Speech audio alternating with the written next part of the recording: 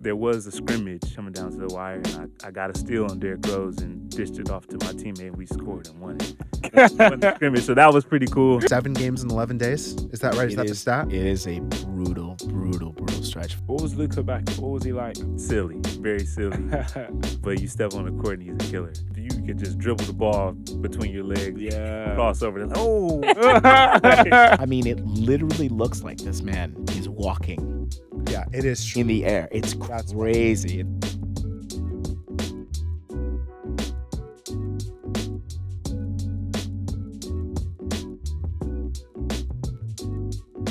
Welcome to the London Lions Bulletin. My name is Brian Bosche. I'm here with Lenz Balan. Bosche and Balan. Balan. Welcome to the Bulletin, Lenz. Thank you, brother. Is this your first time First On the time on the Bulletin. Bulletin. Yeah. on the news? You've really fallen from grace. It's tough The replacement. host is Zania with getting me. worse and worse every week. It's now down to us. I think we'll do a good job, though. I'm very excited. We're good. I think we know what's going on. But I think Zania couldn't make it today. She'll be missed. Yeah, she's really good. She's awesome. And it's okay. You know, it's a little bit of a step down for me as a co-host. Yeah. But we'll make it work. Yeah. We'll see if only do your I won't best. judge until after it's done. So I think you still have a shot here. Today, another action-packed show. Big week for the Lions. Interesting week, up and down week. So we're going to do a quick recap of playing Budućnost and Montenegro and Euro Cup. SLB Trophy. We had the Flyers and the 89ers. We're going to go into some questions of the week. We're going to give out more awards. Almost an entire new set of awards this week. I'm very excited. We're going to talk about what's next, what's coming up. 7 games in 11 days? Is that right? Is that the stat? It is a brutal stretch for our club. I Absolutely. feel it's tough because it's over the holidays as well. But these guys, they're just a great set of guys, well coached. They want to get after it. So yeah, I think they'll be all right. But A lot of what's tough next. stretch. There's Yeah. tons of games. tough stretch. Yeah. And then another listener mailbag. Uh-huh. There's some good ones this week. So I'm Oh, excited. good. So let's roll into this. I did not travel with the team this week. Mhm. So you went to Montenegro. We did. It looked beautiful. Yeah, Dean was talking a little bit about this, Dean Williams, Yeah. about how the fresh mountain air, getting out of it. Just paint us a little picture of going to Montenegro for Euro Cup. What does that look like? Well, the first thing is like the Euro Cup games are real, like as you've experienced. They're like Yeah. business trips. That, there isn't a lot of time for socializing. A lot of stakes, a Everyone's very focused. pressure-filled. Very business pressure trip. filled business stake and business trip. And I think the injury to Joel Scott, obviously he's hopefully he's back with us soon. And then there was a huge, like, that flu was kind of rampaged through the team and guys are getting over it. That combination of things I think added a sense of intensity that we didn't have before. And obviously we wanted to come out and sort of avenge the loss we had at home, but couldn't quite get there. But Good first half, though. really good I was first half. watching from London. Very good first half. Yeah. And then it got away from us a little bit. Yeah, it did. But yes, going back to your question, It is a beautiful city. Like the mountain air is like really, really nice. It seems like it's developing quickly. There's all of these new developments all over the place. So that part is really cool. They had a hotel with a dope Had an arena in it? Arena, basketball. Why is there a full basketball arena in the hotel? Because they recognize that basketball is God's game, and they put basketball everywhere. It is that. Who plays in really there? cool. We'll have to post the video. We have a I clip of it. tried to play with Kai. Shout out Kai. Yeah. guy Kai. Like we walked in there once, and then but there were kids. There was like a little kid session. Oh. section going. It was That's good. nice. Kai's got a great jumper. Does he? I'd like to see Never you with seen a it. shoot off against Kai. Okay. I don't think you'd score against Z, but I think that you and Kai would have a I good... would score 1 point against. If you may, She is a prayer. obviously a better basketball player than I am Yeah, by I mean, a that's- gazillion miles. But can you get lucky? I My can favorite... 100%. The idea that I couldn't hit a lucky step back three. Yeah. The right question is, how many possessions would it take to score on X player? Because at some point, they're going to lose focus. Yeah. You'll hit a random three. You'll Yeah. do a hook shot like Bill Hader against LeBron. That's and, right. what was that movie? That's the throwback. But he actually hit the shot and got LeBron pissed. Yeah. Yeah. So That's right. we lost 94-63 to Budućnost. Yeah. They looked great. They did. They're a really good team. That first game, it was our first game of the season, right, in Euro Cup. Yeah. So it was a little bit the teams coming together, still gelling, still figuring out rotations. What are each person's role? Coming off an intense preseason. Yeah. So it's like, okay, can we rally a little bit? But this game, a lot of injuries. Yeah. A lot of people not playing. A lot of our kind of core squad that has been getting momentum in Euro Cup did not Yeah. play. Yeah. And they're just good, man. They are a They good are a team. really good team. Rashid Suleiman, obviously, Nicola. They're well coached, really good team. But it's tough. I think we've sort of gotten. I'm hoping in the second half of the season, we'll get the positive end of it. But if you really think about it, 4 of our 5 starters have been, Yeah. we're not there. A lot of folks have been out throughout the season, early in the season. The good news are people are coming back. I mean, we saw Ovi Soko come back against Bristol. Cam McGusty played against Bristol as well, which is great.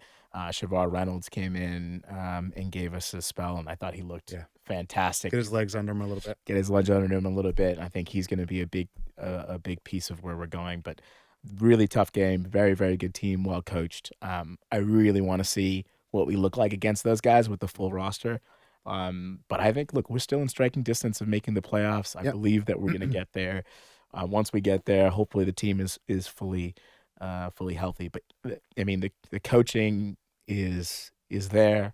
The practices are intense, and they're high quality practices. The attention to detail, whether it's from Coach VP or Coach Polat or Sabonis, all of the stuff is there for us to be successful. It's just tough with some of the guys being out. But having said that, I have this sort of theory that there's a chance in the second half we'll be a much better team because guys have stepped up in the positions where they might not have gotten if the starters were there, right? Yeah. Like we've seen Aaron Rye be able to provide a lot of energy. Dean stepping up. Dean Williams has become sort of is one of our key players now, I would say. Aaron Rye, Adamu getting a lot of reps at the point guard position. So for him to be able to catch a spell every once in a while, it would be really helpful. But I think that's the positive, is the guys who maybe otherwise wouldn't have played come in, they step up, they have big games. You saw Luka Dončić have a big game last night.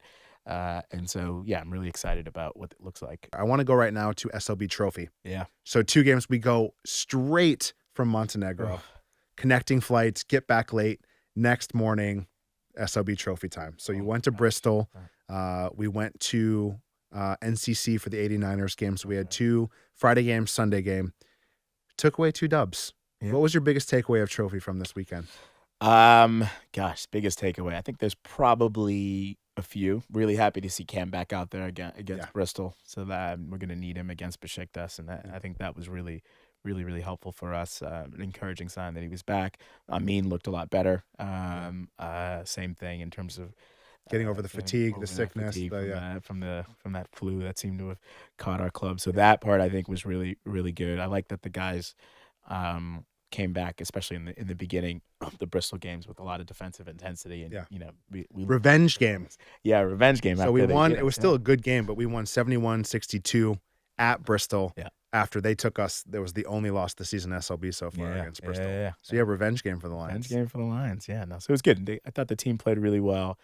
I think yesterday the thing that I was most excited about was getting Shavar back and getting Ovi and Shavar back. Need Ovi back because with the injury to Joel Scott, and he provided good minutes against Bristol, and I think was okay. Brought the physicality against Surrey, which was really helpful. And then Shavar just getting his legs underneath him, and you could just see immediately. God, he was so excited to play. He was giddy. He was laughing during the game. So happy to miss a shot. He was just happy that he was out there shooting good basketball. Yeah, no, and then the sort of basketball IQ and that basketball intelligence. The first 2 passes he had should have been assists. Yeah, sort of gets downhill, kick out to Aaron Rye, who I think just was the team's getting used to him. Wrong space. Yeah, exactly. Getting used to the pass is going to go there, even if I'm not open when he passes it. Exactly. You saw that Ethan Price, who played great yesterday, but you saw him come off that screen, the ball was right in his pocket. And so I think those Shavar passes again. Yeah, exactly. So I think that's going to help, and I think Tariq, who in my opinion this season has just basically put us on his back. Yeah. It's going to be great to get him sort of in a more natural spot. In a more natural spot. Again, to me, that was the most encouraging thing, was just getting a couple of the guys back on the floor after, obviously the sicknesses, the bounce injuries, back games. Bounce back games. Bounce back games. Against the Flyers, 71-62. Yeah. Delpeche had a great game. He was big. Yeah. Love the Delpeches. Anderson, I also just like fiery guards who great handle. Can shoot it well. That was fun. They all had 10+. Yep. Ethan had a big game.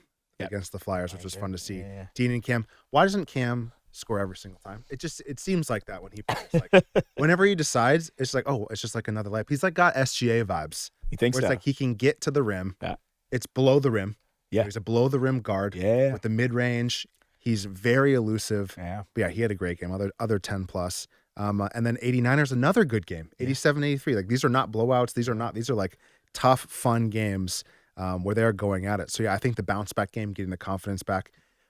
We played a lot of players. Yeah. So I think we had 11 maybe against the 89ers. Yeah. Like, talk to me a little bit about the coaching philosophy. There were so many rotations, so many players playing against the 89ers, especially last night at NCC. Is he testing lineups? Like, do you think he's trying to figure out who's going to step up? Yeah. So we talked about this last night. Yeah. Why do you think it really seems like he's tinkering a lot and like looking for things? What's he looking for? It's a good question. I don't really know. Well, some of it is just dealing with injury, right? Like how you get guys ready, how you get guys prepared. Some of it is dealing with a really, really packed schedule. I mean, the schedule is really a killer, especially this month, actually for the rest of the season. He talked about it on the pod a lot. Yeah. That's the bonus interview was great. So go listen. Amazing. Go listen. Yeah. So, and I think that was the other piece that he talked about the pod, which is like trying to figure out matchups and being matchup oriented with your players more so than anything else. I like it because it's allowing our British guys to develop and get minutes where it Matt makes got sense. some minutes. Matt got some minutes. It also is allowing. I think it's really about load management with the players, and then I think Coach Sabonis, and he said this on the pod. What I think he was referring to was he wants the team to be accountable, right? Yeah. And so creating space where as many guys can play and feel involved in this as possible, I think is really positive for everybody. Yeah. But it's also an interesting way of holding folks accountable, making sure that that people are kind of doing their jobs. And I think he's really a teacher. Like he likes teaching every single day on the floor. And I think over time that sort of taking advantage of that depth, making sure guys get minutes, that stuff pays dividends down the road, especially in a season where we've been so injury ridden. So I'm happy that we go that far into our bench. I think it's a really interesting kind of strategy in terms of how you do things. And it also is, European competition is so intense. Everything about it is intense. Like you get on the bus, it's intense. Very intense. Because look, it's like the especially NFL. after a loss. Especially after there's a limited number of games. Every game means a lot, and so I think, or I suspect, and Coach will speak to this more clearly, is like you need guys when they play their 3 or 4 minutes. You need guys going all out in that 3 or 4 minutes, 5-minute stretch, and you can't afford to have somebody have a mental lapse because they're tired. And so I think it's part of it is conditioning for the intensity of the season. And I hope you're right, where ideal scenario for the end of the season is all the starters are back, or the starters change, as Sabonis said. So it's whoever's up. But like the core, the finishers are finishers are out there. Yeah. That core group of guys. And then everyone has played so many minutes and been in those big situations the entire season that when they are ready to hit whatever their role is or to hit that spot, they do it. Yeah. And they come through. For sure. And I think it allows guys to, the togetherness of that team. Yeah. Like guys are bought in because everybody is a part of the process. I think it's really cool. I'm sure, things may change on a game-to-game basis. Maybe he shortens his lineup at some point. Yeah. But I think Coach knows what he's doing. That was my next question was, how does this change the season arc? And I think that's really the narrative that I'm looking at right now is all these guys are stepping up that when we get to the playoffs, when we get to Euro Cup playoffs, when it kicks out to Aaron Rai for a 3, he's going to hit that shot. He's going to shoot it first. He's been playing all season. When he's going to shoot it, he's going to shoot it with confidence. He's going to know when Luka Dončić gets that 3, he's going to hit it. Flamethrower last night, 5 for 5, incredible. Yep. But that's what I like, that story arc now, that narrative, like that is kind of what's changed for me is like, yes, there's so many injuries, there's sicknesses, people are in and out.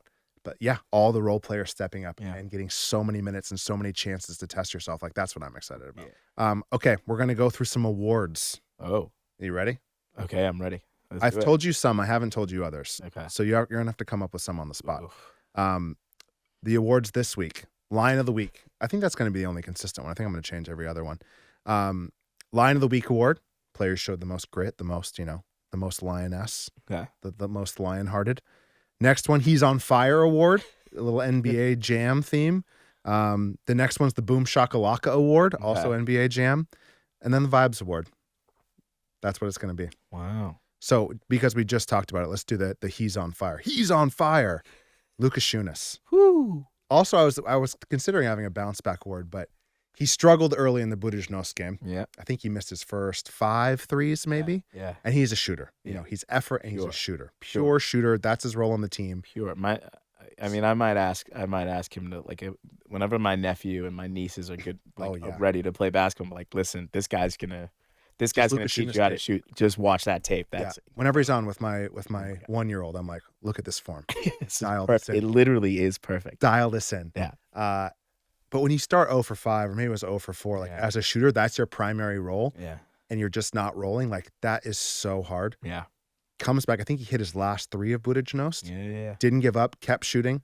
And then 5 for 5 against the 89ers. That's great. Huge threes. So because it was a close game. We needed those threes. We did. Team was so excited. Yeah. He's on fire award. I like that. I mean, he could be a couple of awards after yesterday's game. The one thing I do love about Luka Dončić, we were talking about this earlier, is his defensive effort. Yeah, always. Right? He is not the most athletic guy on the floor. He's had some tough assignments. You saw him guarding Suleiman a few times. He's an excellent player. I think one of the best players in Euro Cup. His effort is at such a high level. Mm-hmm. It is, I think that's why the guys get excited about him when he hits his 3-point shot, because if he's in the game, whether he hits it, he misses a shot or makes a shot. Yeah, because some shooters are out on defense. They're done. If they miss, they're done. This guy, he misses a shot, he shoots a shot, doesn't care if somebody crosses him over, doesn't matter. He's in your face. He's going over screens. Mm-hmm. He's playing really, really hard. That intensity to me is I think that intensity is just it's such an important part of whatever, and it seeps into the coach's identity. When you always think about, I always think about Tariq in terms of like who's the guy who's like the coach on the floor in terms of that intensity. I think Luka Dončić is one of those guys. So he's been huge for us. I mean, especially with Ryan, who obviously is our sharpshooter, our sniper. Being out and recovering still coming back. You can see it too. You see he's coming back. Yeah. Can't wait till he's on fire. You can see the frustration. Carlo's been great. Where he's like where you think you're at where you used to be, but you're still working your way back. Yeah. And you're like, you can just see him on the court being like, he'll game after game. He'll get there. He's building up the confidence. Yeah. I'm gonna agree with you. Luka Dončić is the fire guy. Of course. Love it. 5 for 5. Did you hear? I think Scalabrini said this. You're a Celtics guy. Yeah. Where he's like, Love it's easy being a 40% from 3 shooter. You make your 1 out of your first 2. Yeah. And then 1 out of your next 3. And it's easy. That's all you have to do. I love that philosophy. It's great. Yeah. Luka Dončić makes your first 5, then that just keep shooting. And that's where it comes to like when we're going up against Besiktas, when we're going up against these big Euro Cup teams, that can be that spark that like, okay, someone's just going to erupt for 5. Someone who can do that makes that's a game changer. Yeah. Well, I mean, him and Chasson Randle have come in to help us out in a position where guys have been injured, and between that game from Luka Dončić and the effort that he gives every night, and what Chasson Randle did against Fenerbahce has been really helpful. So I think that it's been Chasing the Spark Plug Award last week. Yeah, that's right. Next up, Boom Shakalaka Award. Boom Shakalaka. Bro, Dean Williams. Dean this week. So many posters. I mean, I told him the British Airways, I like that nickname. Yeah. Do you have another one? I have another one. Okay. I went up to him. I asked him what he thought. I was like, I said Dean Skywalker. Oh, okay. I like he liked it. And he liked the idea. He kind of laughed. Force. But I mean, it literally looks like this man is walking. Yeah, it is true. In the air. It's crazy. It's such so not Star Wars. I guess it is a Star Wars reference, but yeah. It's more he's like skywalking. Skywalking. But you could using the Force? He actually said, he goes, you could do like a Skywalker thing, maybe. Okay. Maybe. We'll throw it to the branding department. See what D-Reels could do with unless British Airways wants to hop in here as the British Airways official sponsor. Official Airways sponsor. Where's my camera? Exactly. Hop in here, or it's becoming Skywalker, and we'll get Disney. Yeah, it depends. Depends which one. Yeah. He had dunk of the season against Budućnost, which I want to use that. I always use it for marketing. It's great. Yeah. Dunk of the season. That was incredible. Goes back to Bristol. Yeah. Where he's from. Yeah. I don't know if you follow our socials, obviously. The block video, just block after block after block. That guy is terrifying in the paint. Yeah. And then another dunk of the season against the 89ers.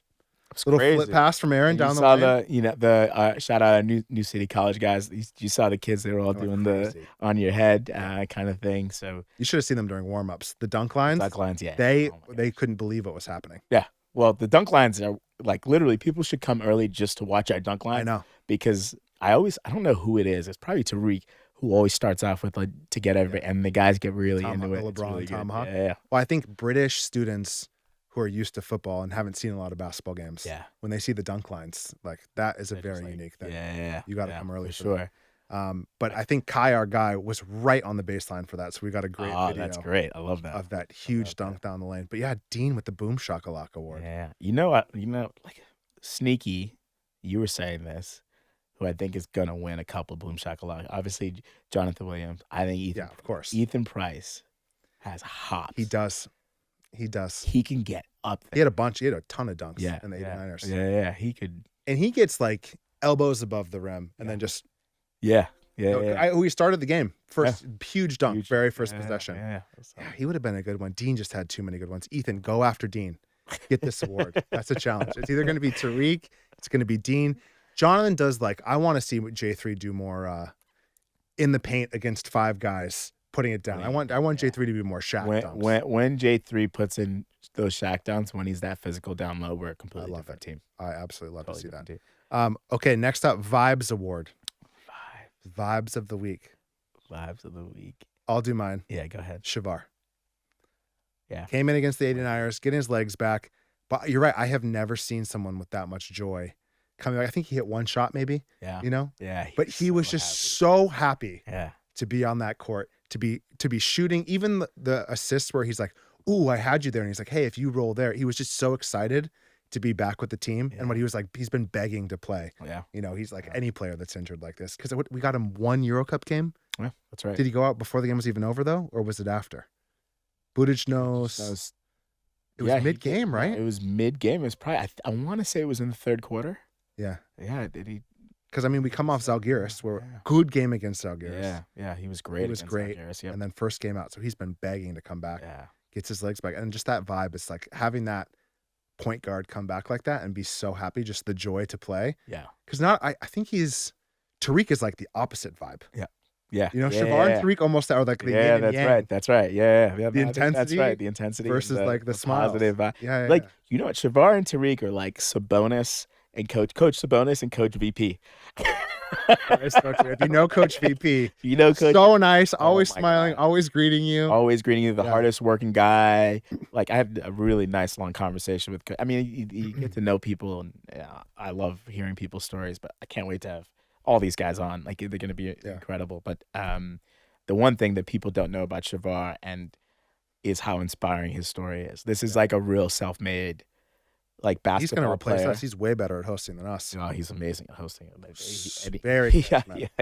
yeah. Unfortunately, we need him to play point guard, so he can't come do this. Well, post career. Post career, yeah, there we Definitely go. a But future media for that he'll guy. we'll try to get him back on. But I mean, that story. If you're a kid, at University of Westminster or the partner at NCC, or a kid who wants to achieve as a pro, we got to come have him back on and just talk about his story. Incredible. Because he was very funny on the culture Yeah. segment, but his own story. But his own I'd love story. to- He's like, We'll have he's him like on. the, you got the Magic Johnson, and which Magic Johnson is the guy who's smiling and he's super happy, but inside he's a fucking killer. Yeah. I think that's kind of Shavar. That's his vibe. That's Coach VP's vibe, I think, too. Yeah. And then you've got like the Larry Bird, like just intense every single day. That's Sabonis. And I'm aging myself by using those references. Larry Bird. The NCC 86 kids have Celtics. no idea who the Larry Bird is. You're in the wrong. Yeah, you're in Sorry, the my wrong bad. generation. That's all right. My bad.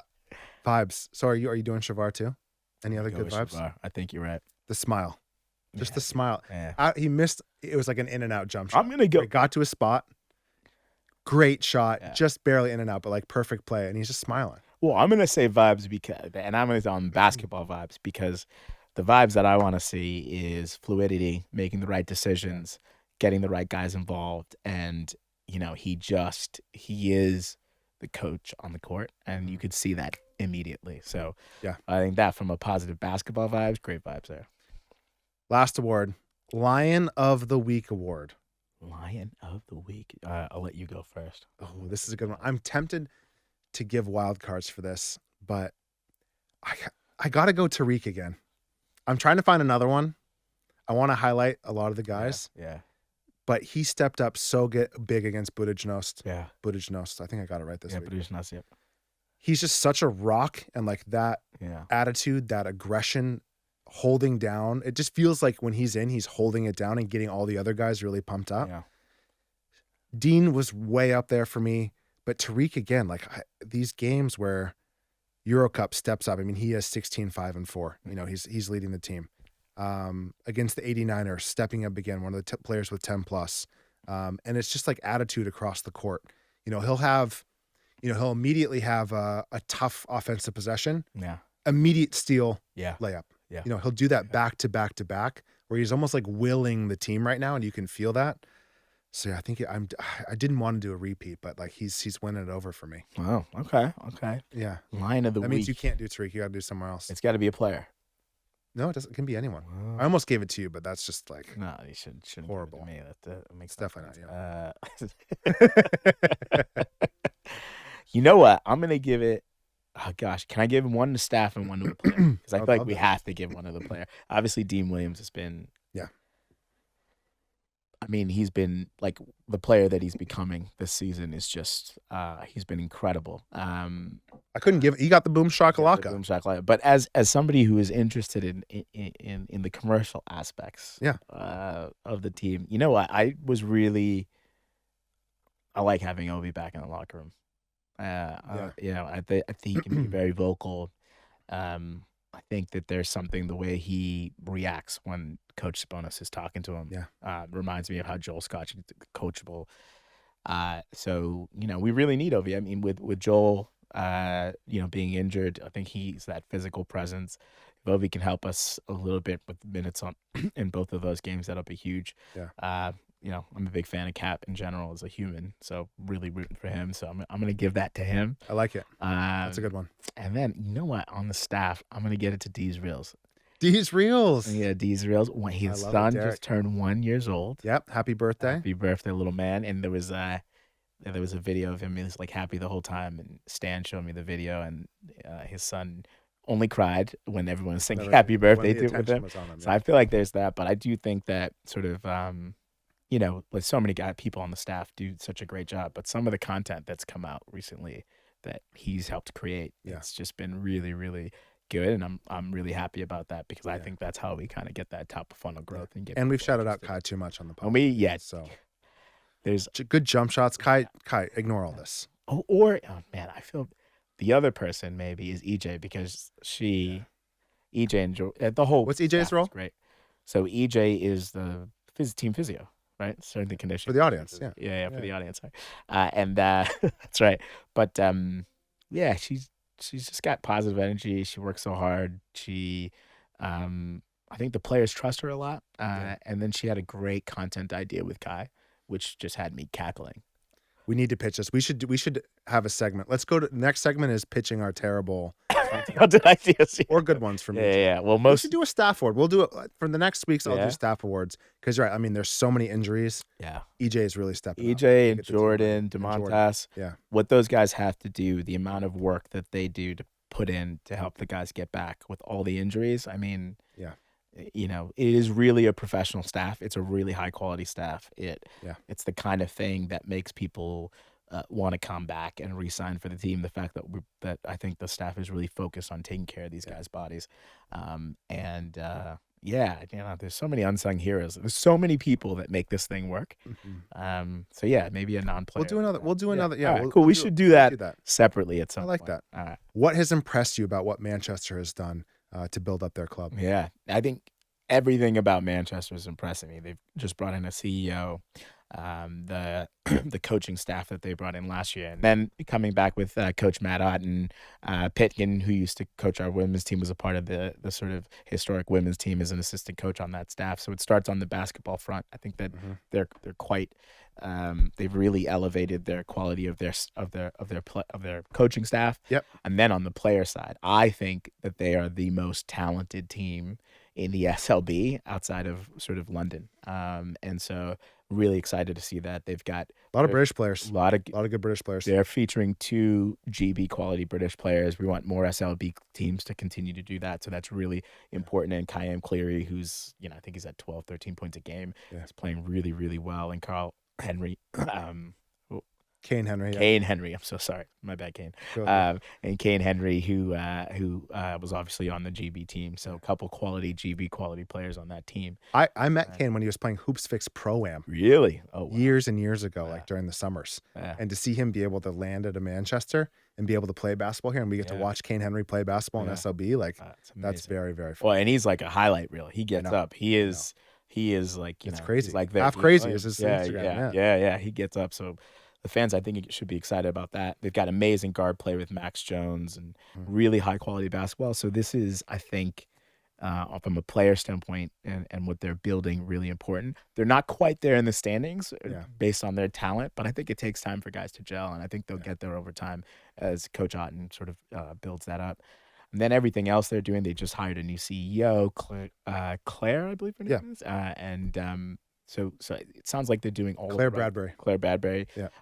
So it sounds like they're doing all the right things. Obviously, Dom and Pete are doing an incredible job from an operations side, and Pete from a content side. So you see everything they're doing from their program to their content.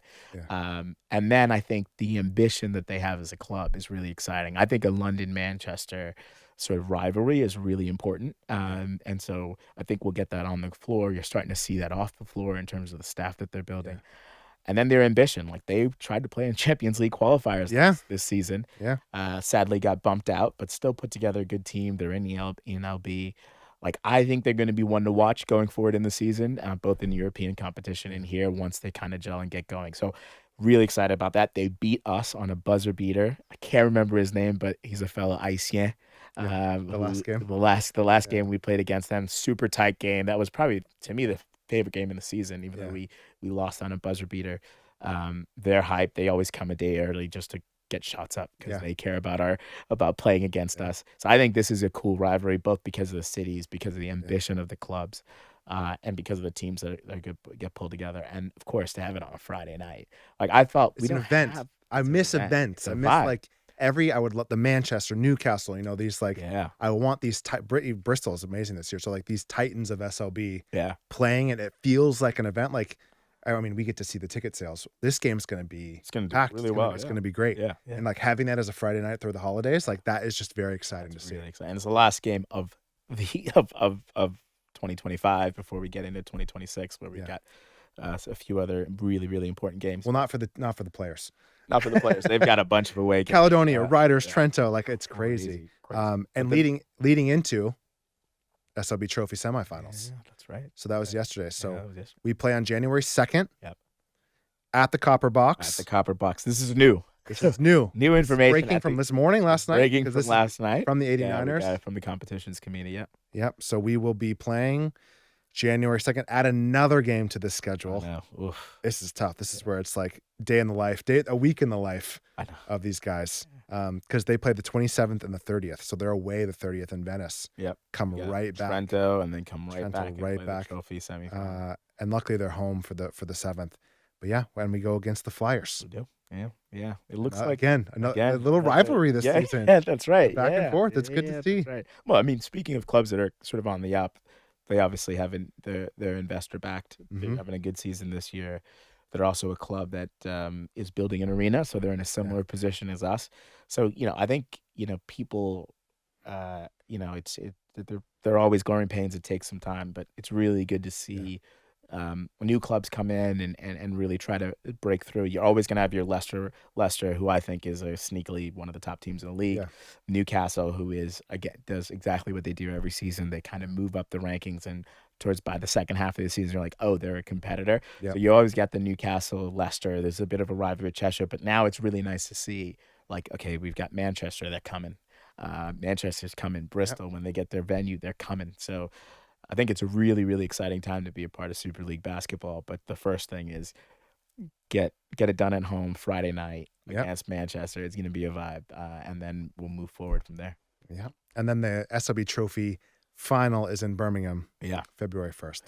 February 1st. So fingers crossed for that one. Let's see if the guys can get there. Yep. All right, now we are going on to our next segment, final segment of the podcast, Okay. fan mailbag. Oof. So first one, quick. We can run through these quick. Shoot. Luke Swanson asks, when is Shavar coming back? Last night. He's back, baby. He's back. He is back. Shavar is back. But he's back for Euro Cup on Wednesday. Yeah. He's going to be made available. We can never make any promises with a Sabonis lineup. I'm not going to say But we have anything. no You idea. can get me in trouble with Martinez. But he'll be active. I'm not going to say. Yeah, Maybe he won't. he'll be active. He's active. Yeah. He's active. I know there's always the Hopefully we'll see. competitions. There's always like Yeah. hold your cards close to chest until right before. But Shavar played against the 89ers. He So did. great to see him out there. UK Hoops fan.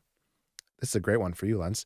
What are the youth development plans and moving youth players into the main squad? Ooh, that's a really, Yeah. really good question. So Right off the back of our Academy Day at NCC. at NCC, yeah. So the youth development plans are in the works. So we're really excited about it. Our ambition Rebuilding. is Yep. rebuilding. Yeah, over the last couple years. Over the last couple years.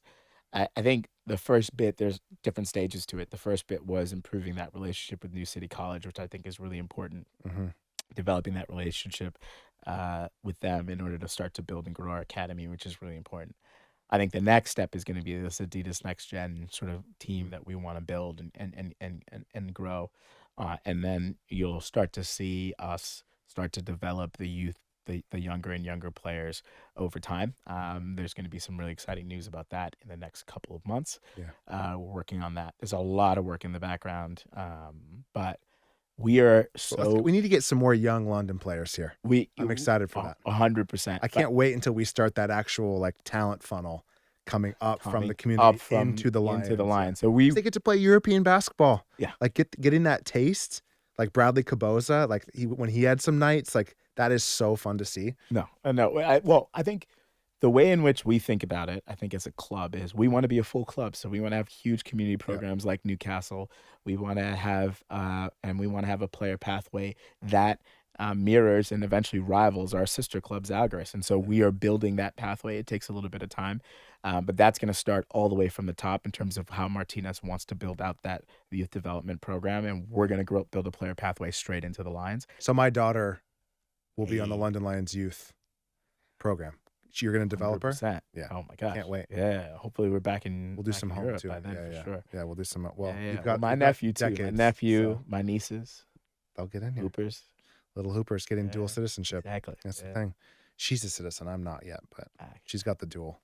It helps when you're born here. Yep. Marissa asks, when does the team start planning for next season? Do you look this far ahead? Are we not even there from like a front office perspective? So we will be starting to plan next season beginning in February.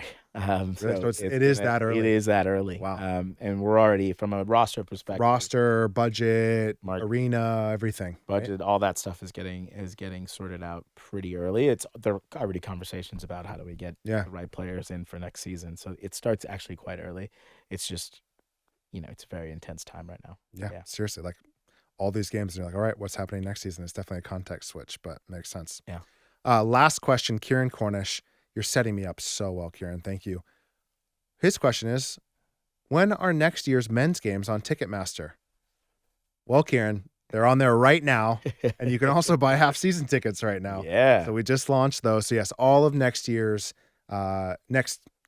season tickets. Yeah. Does that make sense? Yeah. So not next season's tickets, but 2026 season tickets are now available. You can get all the games, and the half-season tickets are available. That's right. Which is a screaming deal. It's a really good deal. You might as well, if you're going to go to 2 games, you might as well get half-season tickets. I cannot believe I approved those prices. They're great. Yeah, you did. You should take advantage. So, half-season tickets available.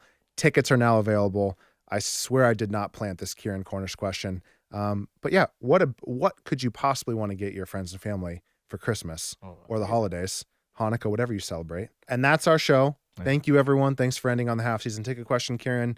Really set us up well. And we will see you next week after this Besiktas, Manchester, Caledonia crazy stretch. Yeah, that's right. So we don't have to say Merry Christmas yet, because you'll be back, back. at least. We're back. If I'm not back, Merry Christmas, everybody. Yeah, hold me to it. Yeah. Merry All Christmas. right. Yeah. Cheers. Happy holidays. Thanks. Welcome to another segment of Home Court with Chasson Randle. And today I'm joined by our very own Abby. How you feeling today? Great. Great. Yeah. Chasson, how are you feeling? I'm feeling great. Yeah. Yeah. Nice to be This is one we've been excited for. Okay. Got a lot. You've got a lot of experience. I Yeah. mean, career's been amazing as well. But let's start off from the beginning. So Rock Island Yes, sir. Yeah. sounds kind of scary. Like Shutter Like Island. Shutter a little bit, Island, a little bit. That's home for me. Yeah. Small town, about 40,000 people, but it's where I kind of built my core being. Family, friends, Yeah. learned the game of basketball. There's a lot of love there. Am I right in saying Illinois is a big state for basketball? Yes, Yeah. yes, I'd say I'm biased, of course, Mm. but it's the best. Oh wow. You got the city of Chicago's. I mean, the city of Chicago. You got Peoria. You got Rock Island. You got all over the state. There's tons of talent, and it's cold there. So like in the wintertime, people want to be indoors in a gym, watching some Friday night hoops or working on their game. So Nice. yeah. How big was your high school? I want to say probably about 3,000 students. Okay. Yeah. Cool. So big basketball conference. Were you guys kind of high up in a bigger conference or?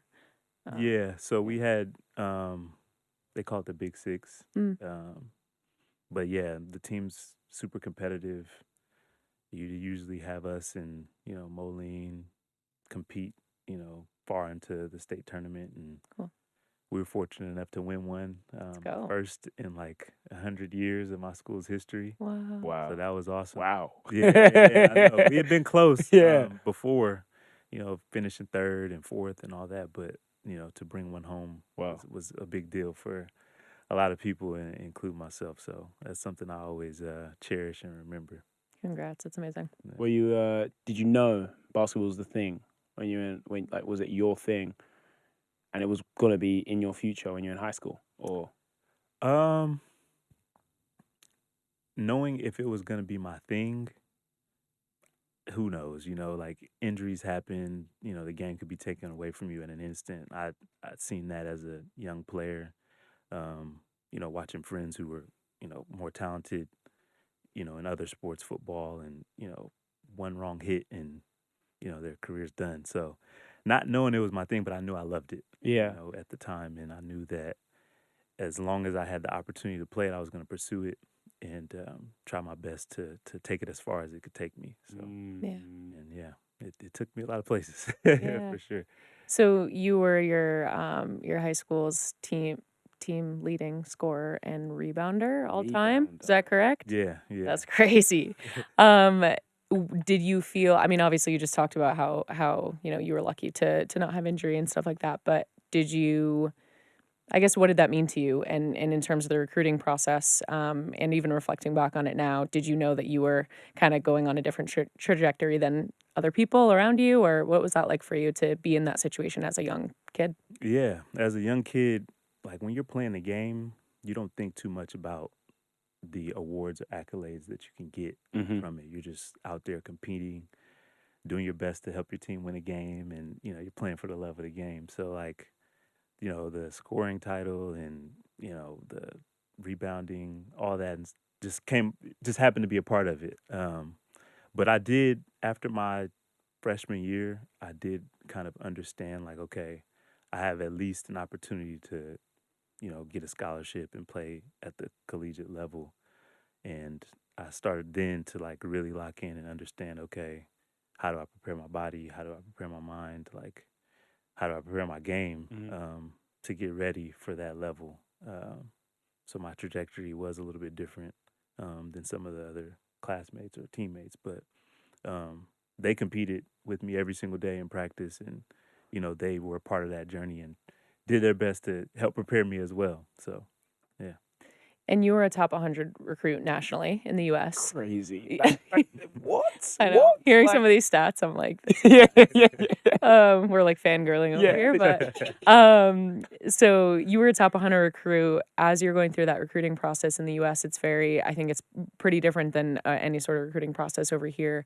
What was the pressure like for you? Was there pressure that you put on yourself or from other people? And then getting into choosing Stanford, how did that pressure move into choosing a school? Yeah.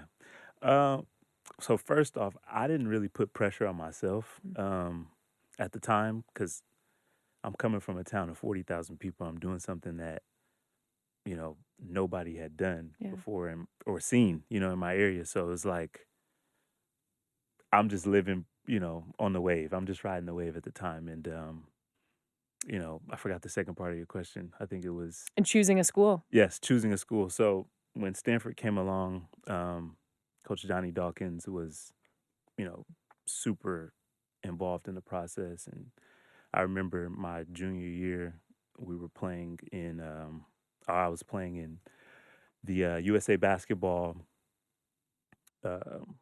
World Championships in Germany, and he stayed the whole time to like watch me. And this is like peak July when recruiting is super important, right? And you're supposed to be on the circuit, and he stayed the whole time to watch. And he brought in his assistants as well throughout the recruiting process, but that really stood out to me. And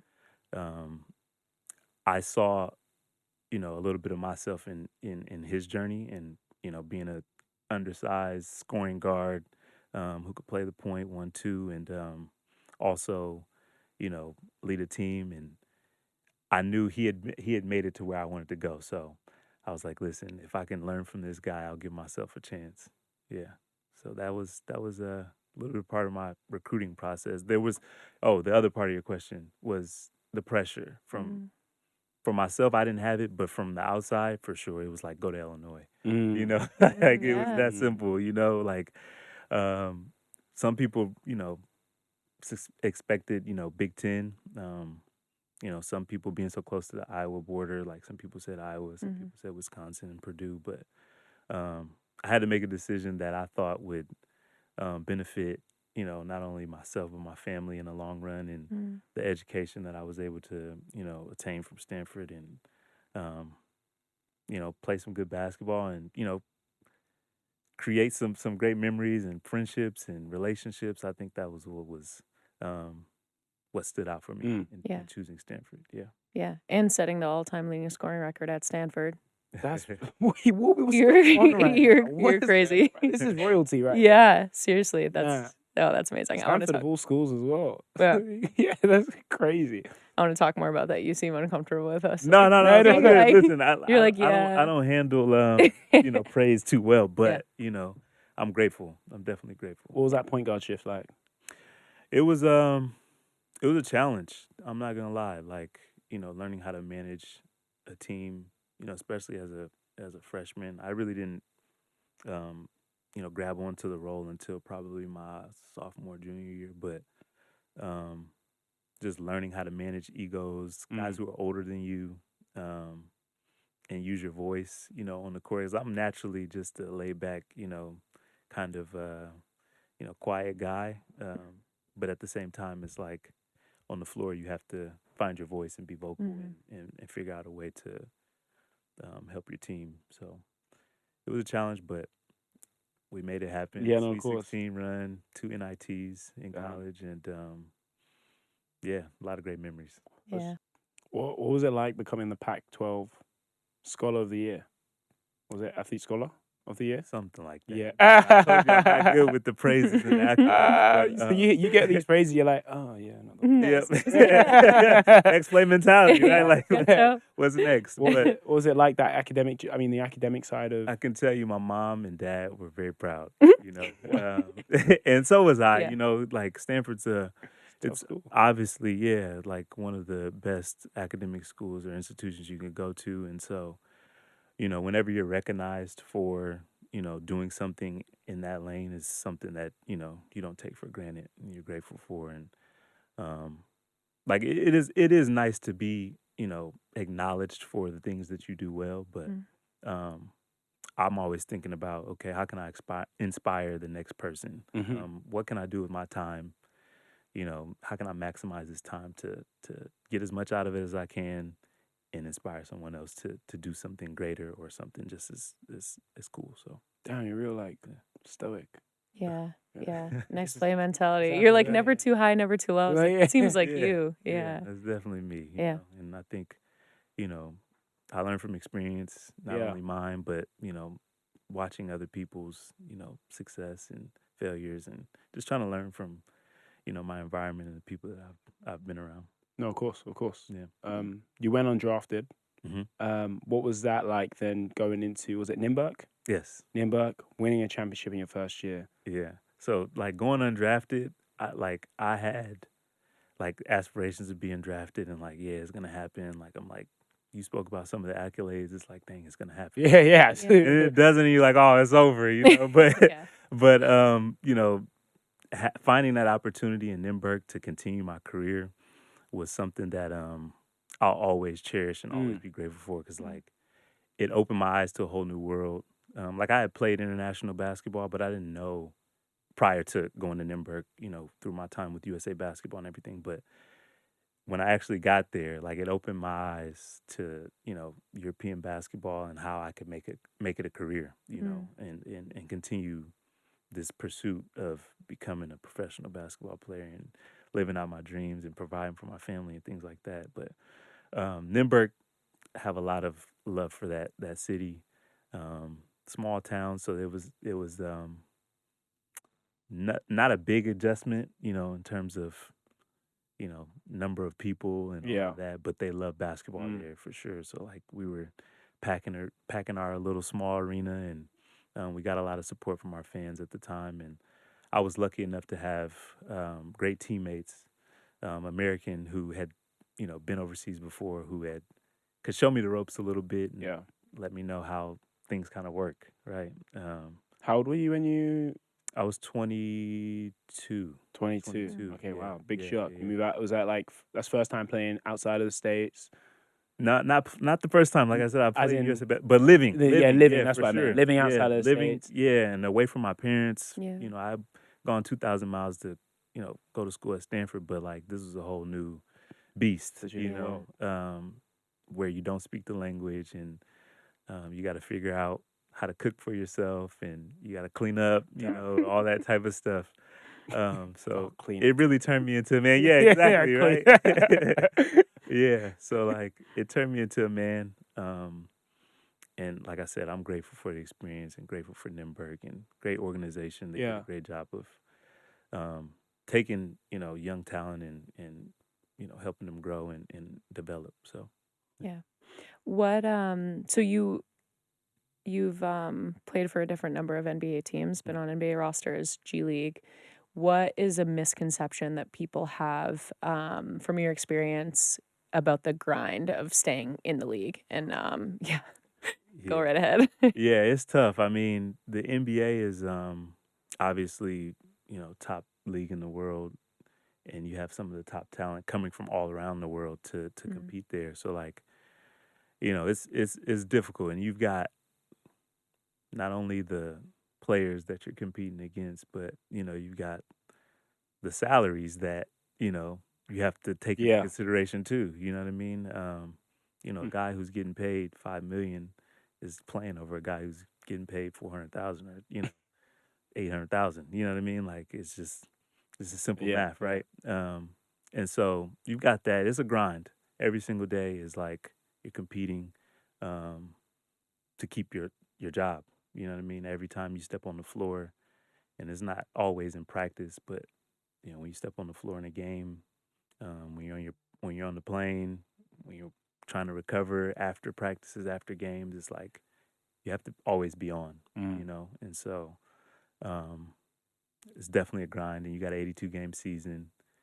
You got, travel. You might play a game at 7, the game finishes at 10, and then you're on a flight at 12. You land in the next city at 4, and then you play, you're up for shoot around, and you play, the next day. So it's like, it's always go. But a lot of fun, and being an American, like, I'm grateful for that experience. My family got to see me play in arenas that, I couldn't even imagine when I was a kid, So you're Sixers, Knicks, Wizards, Warriors, Magic, and the Suns. Which was the best city?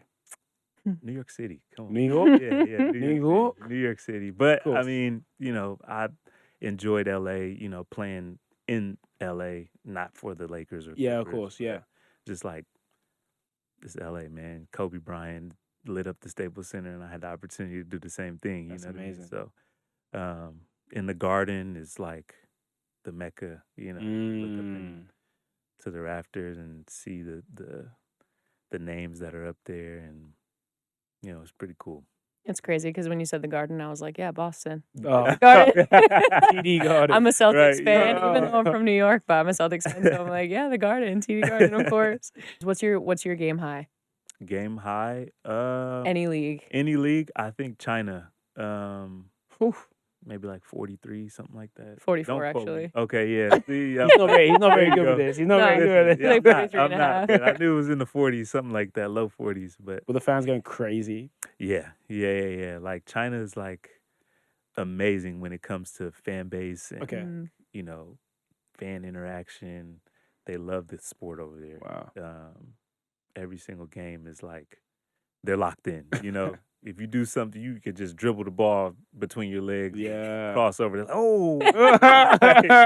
It's like he switched it like just the left hand. Whoa. Too nah, impressed. I'm not trying to dumb it down. No, I too know. much, but at the same time, like they just really into the sport, which I Yeah. love. Yeah. Yeah. And as a player, you want that. You step into the arena, you feel the electricity from the fans, from the kids, and it just boosts your level of play, and you want to produce as much as you can for them. Yeah. What was it like playing obviously Chicago and scoring 20? That was And sorry, I don't mean to cut you off. no, go for it. That was like I made it. You know what I mean? Like Yeah. playing in front of my family, in my home state. Wow. I've got 20 tickets that I had to give out before the game, and I was able to do something cool for them. It's amazing. And it's like something that I always remember. And like I said, there's been moments throughout my career that I always cherish, and that's definitely one of those for sure. Yeah. And we won the game, so like Yeah, that goes like a long way. Like you could, anyone can put up, like not anyone can put up numbers, but you put up numbers in your hometown, yeah. and then not only like you come away with the win, it's like it's like an extra chip on your shoulder, Yeah, definitely. Yeah. That I was on cloud 9 right?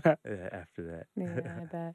So in a game like that, or in your 44-point game, like probably I assume flow state, you're just like, I don't even know what I'm doing out here. Yeah.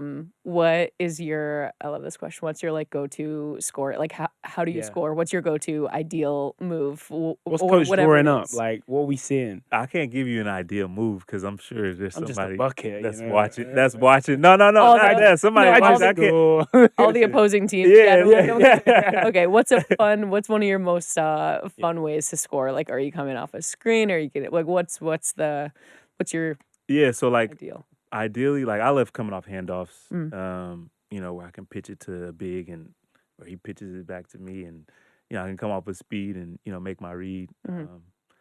That's my ideal offensive situation. But yeah, I like to score in a variety of different ways, whether it's shooting a three or getting to the basket. Did Yeah, you don't tell anymore. We'll Yeah, keep yeah, the yeah. rest. The rest is secrets. did you have a welcome to the NBA moment?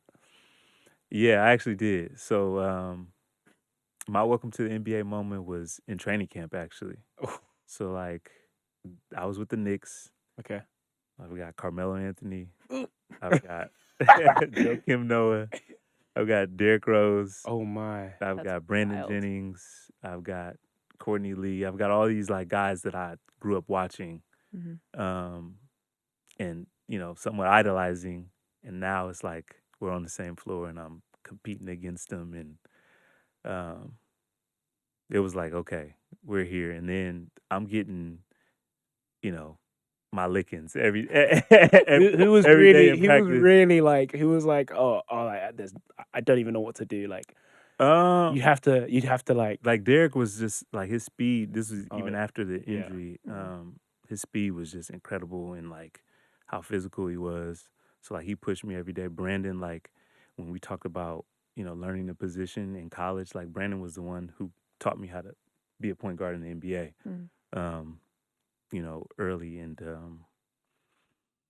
I will say like there was a scrimmage, and I think there's a clip out there where like the game's coming down or the scrimmage coming down to the wire, and I got a steal on Derrick Rose and dished it off to my teammate, and we scored and won it. Won the scrimmage, so that was pretty cool. Amazing. I'm gonna find that. But yeah, but yeah, that was my welcome to the NBA moment. Just being in a training camp with the guys that I Yeah. Was there anyone on the team or outside of the team that just didn't stop talking trash? Kyle O'Quinn. That's Oh, really? brother. Yeah, he always like he's always Really? talking. Yeah, always Damn. talking. Not always trash, but just like he's just always got something to say. If you met him, he's got a great personality. and, Okay, yeah. somebody who probably needs his own TV show or podcast or something. Cause Have you he's got great. a story you can tell on camera? Not on camera. Not on camera.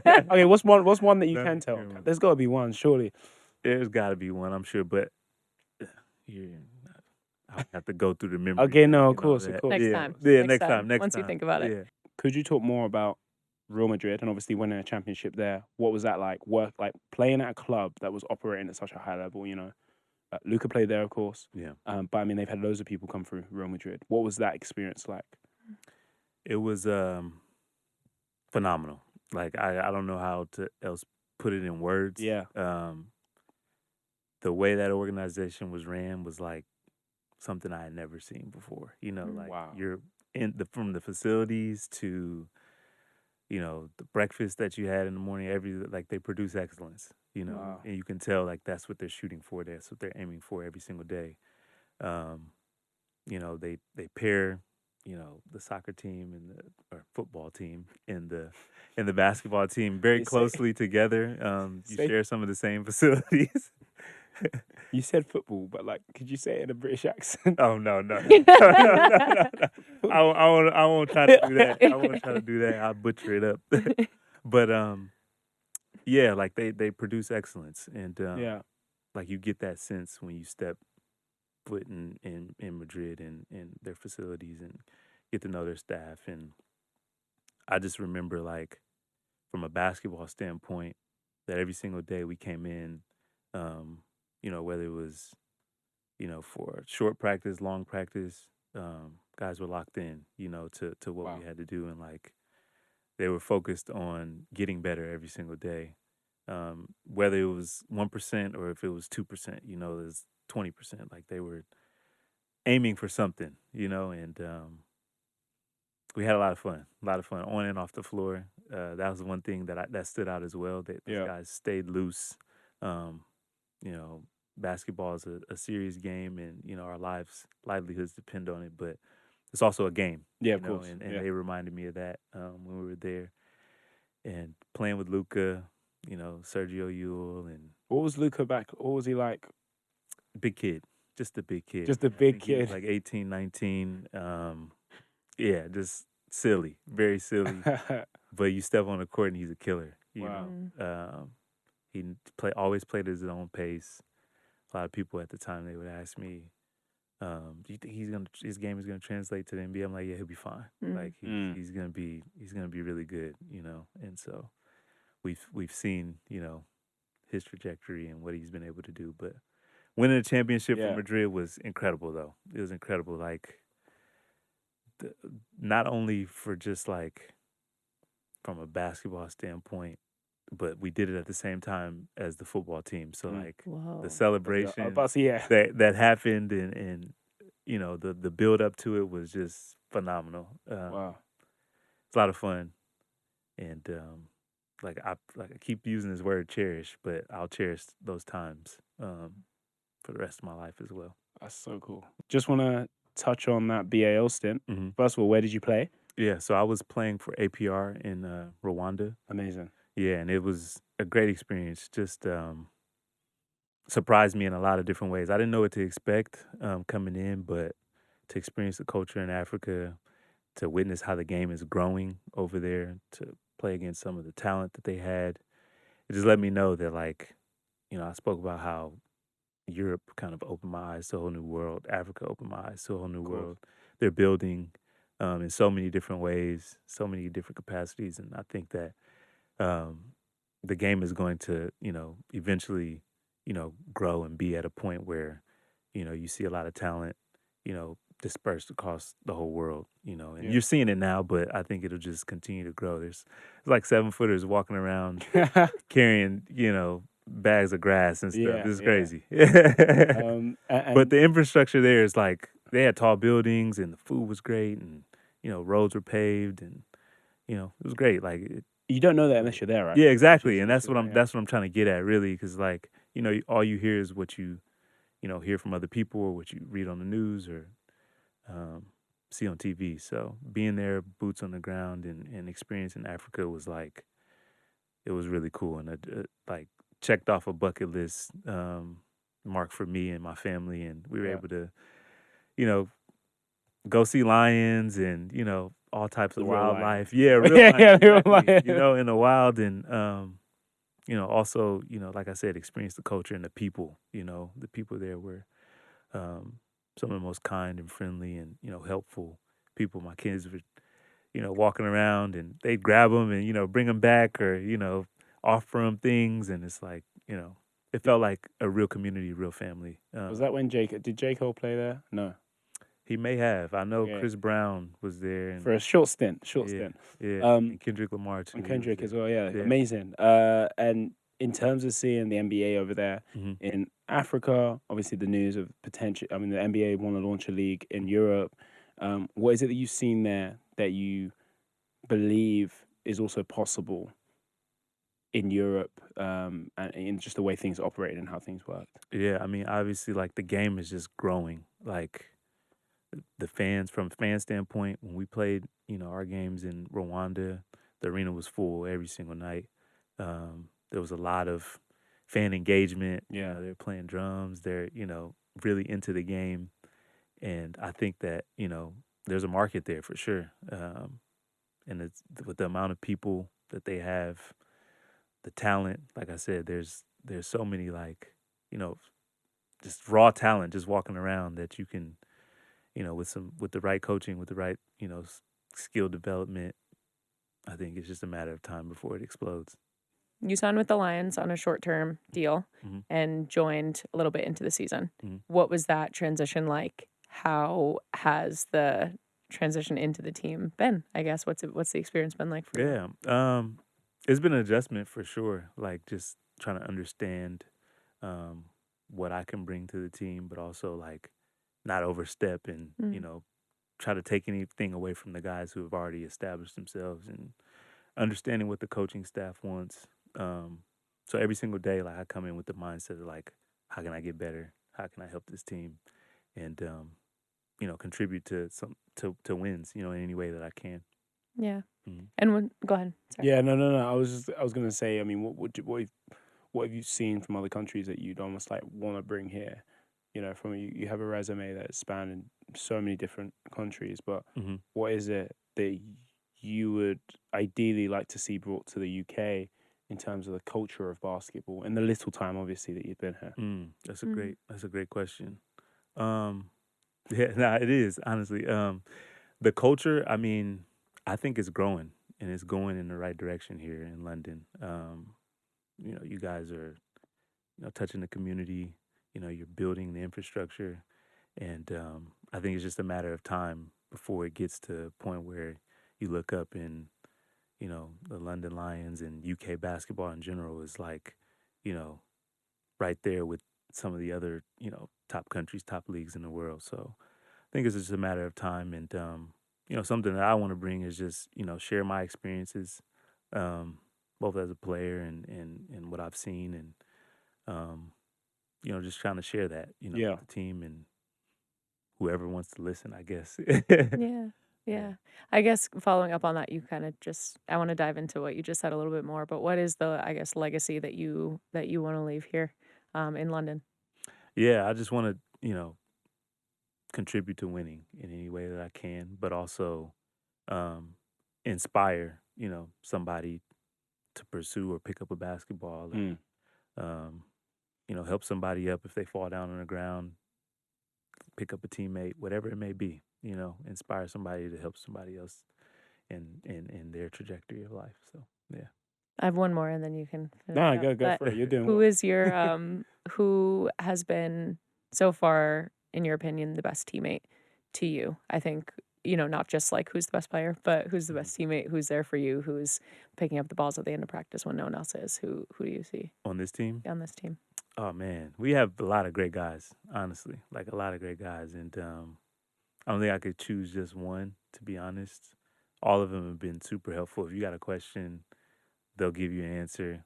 Dean's been great. Tariq's been great. Ethan, Aaron, like Ryan, like everybody. I can go down the list, Yeah. of guys who've helped me, since I've only been here a little bit over a month, but I feel like I've known these guys for a long time, and I'm just grateful for them and excited to continue to build a relationship and win some games. So, sorry, go. I was just going to Are we ask your doing favorite this? teammate of all time. Good. Oh, Now, yeah, because you're you, right. Yeah, Favorite teammate of all time? I Yeah. don't think I could choose one, but actually I can. My high school teammate, Royce Muscovally, if you're watching this, I love you, man. He's like a brother to me, and like he's a big reason why I am where I am today. When we talked about that foundation, of Rock Island, like it was me and him every single day, battling it out, like brothers would. We'd fight, we'd, argue on the floor, but then once we were off, we're best friends. And yeah, grateful for him and his family too. So I could say a lot more about them. They're a big reason why I was able to, fill out all the paperwork to go to Stanford and, other things. But grateful for them for sure. it's so special. When you come in now and you obviously play against a lot of younger guards, how do you approach basically being the better guard on the floor? Because there's just something, there's a lot that you've seen that they clearly haven't seen. And how are you exploiting that on the floor to, I guess, manage not only their game, but you're managing your game as well on the game on the floor entirely? Yeah, so I mean, you just strengthen weaknesses. We get a scouting report before every game, and you know basically what that player tendencies are, right? And you try to limit, the things that he does well, and you try to exploit the things that he doesn't do well, right? So that's kind of the mindset. You know exactly for each player we get that, and our staff has done a great job of making sure we have that information before we go into battle, so we're prepared and we know the answers to the test, and you just try to exploit those. But there might be things that aren't on the scouting report, right? Of I course. don't know, like what Of is course. it that You'll watch guys in warm-ups. You'll watch guys And you're like- while you're sitting over the bench. You're like, okay, he's gonna hezzy pull, or he's gonna Yeah. he likes to shoot the pull up off his left hand, or if he's got it in his right, he's gonna drive all the way. And so you just watch those things. You watch those tendencies, and you try to limit them. It's easier said than done, though. Obviously, because when you're playing, in real time, things are moving fast, and you've got other bodies around you that you're trying to navigate through and with, and so, but that's why we play the game. Yeah, of course. That's why that's part of the love and the process of being a great basketball player. Yeah. Who's been the best player you shared the floor with, and who has given you headaches when you have to play against them? Oof.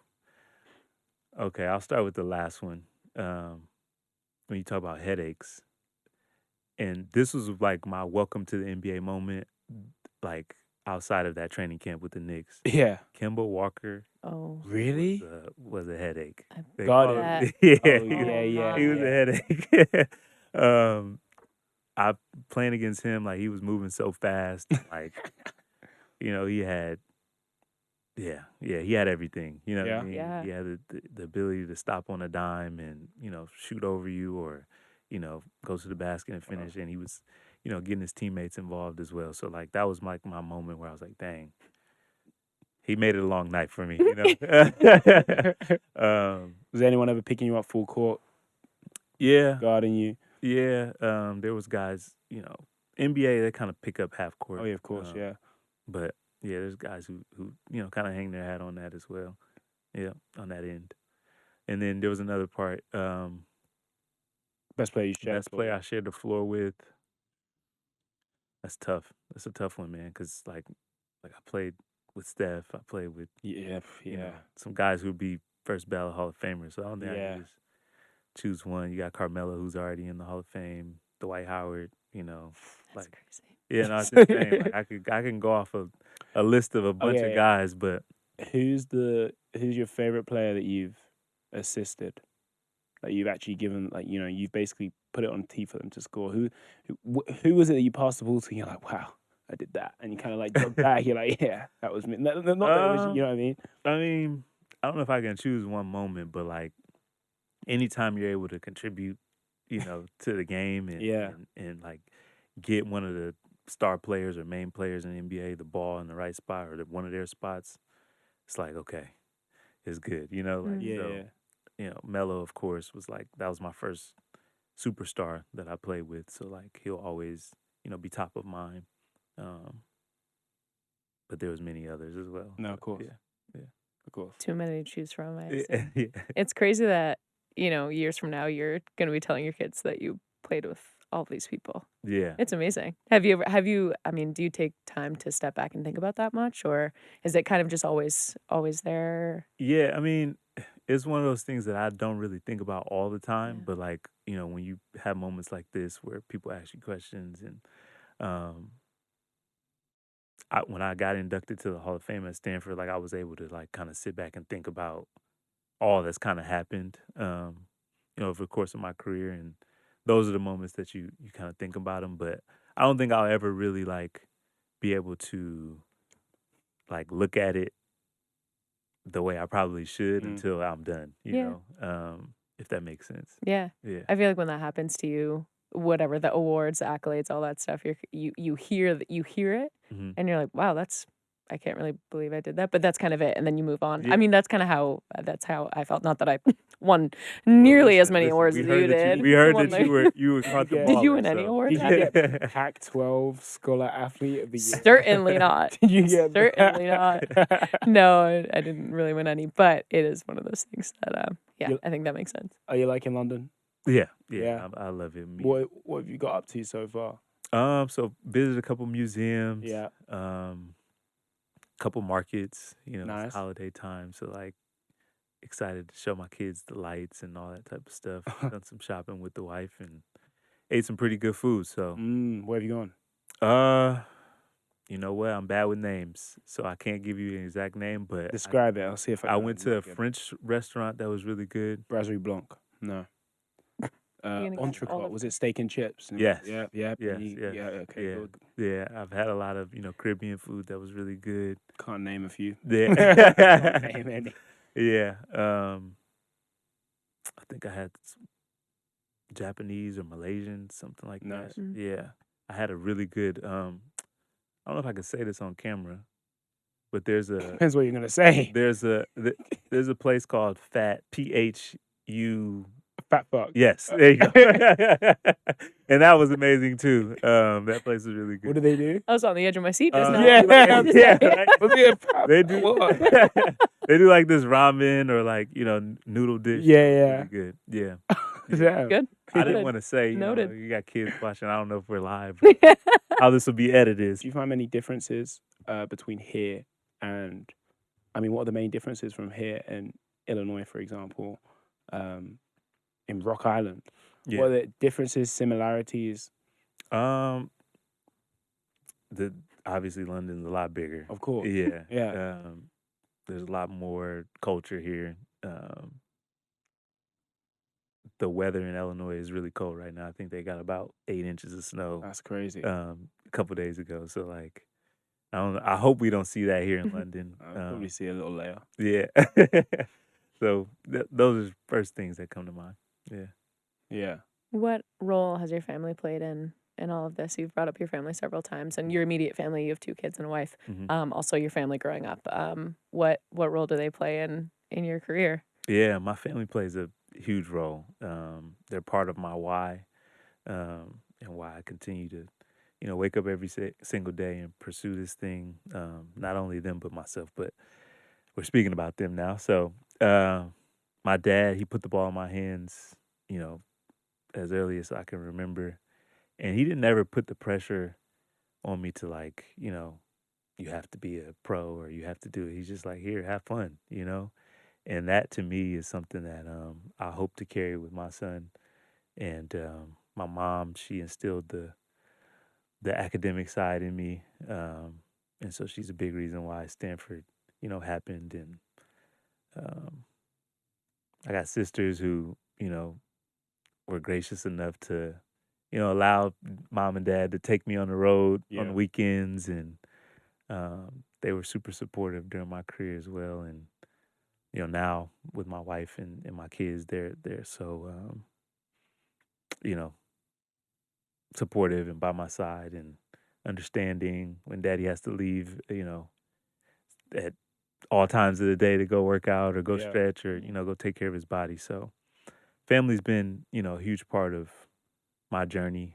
And they've taught me a lot, lessons as a person, as a man, you know, first and foremost, you know, and then at the end of the day, they always remind me that, you know, home is home and, you know, whether work's going good, work's going bad, that they're going to love me and that they're going to be there for me. So that's always in the back of my mind. Yeah. Sure. Did your sisters play basketball? Yeah. In high school. Yeah. Yeah, two Did you of guys them ever did. play a little one-on-one? Nah, they never wanted that smoke. They never wanted that. I hope they hear that. I have a final question, Mhm. which I'm going to split into two parts. So if there was a game in your career that you could go back and replay, what game would that be? Mm. And secondly, if there was a game in your career that you would like your children to have seen, Mhm. what game would it have been? Oh my. Yeah. Great It's a questions. great, You're on it really today. great question. Thanks. I think, wow. I think I would go back to that state championship game in high school. You know, it was like the start of, you know, kind of everything for me. Winning that put the whole city of Rock Island on notice and, you know, the state of Illinois on notice. And then it kind of propelled me. It let me know that, okay, you know, the hard work does pay off. And as long as you do the right things, you know, you put in the time, you know, you believe anything is possible. And, you know, we've won, you know, a few other championships after that as, you know, in college and then, you know, as a professional too. So I would say that's the game that I would go back to and play, and I would want my kids to see that one too. That would be amazing. Yeah, because they'd be like, Daddy, you don't have a beard. You don't Were you like a straight, like, buzz cut, or were you... I had like a smaller fro, you know? Okay, Yeah, nice. Yeah. Jason, that was amazing, bro. Thank you very much for coming Thank you. on. Thank you both. appreciate That was great.